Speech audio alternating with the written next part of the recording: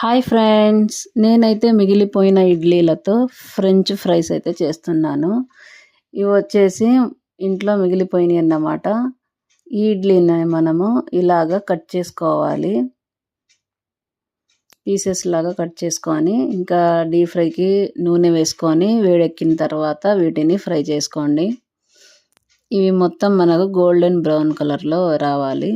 చాలా క్రిస్పీగా ఉంటాయి. మీరు కూడా ఒకసారి ట్రై చేయండి.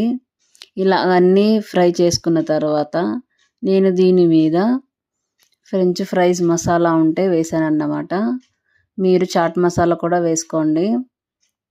చాలా టేస్ట్గా అయితే ఉంటాయి. మీరు కూడా ఒకసారి ట్రై చేయండి. నచ్చితే లైక్ చేయండి, షేర్ చేయండి, సబ్స్క్రైబ్ చేసుకోండి. బాయ్ ఫ్రెండ్స్ అందరికీ.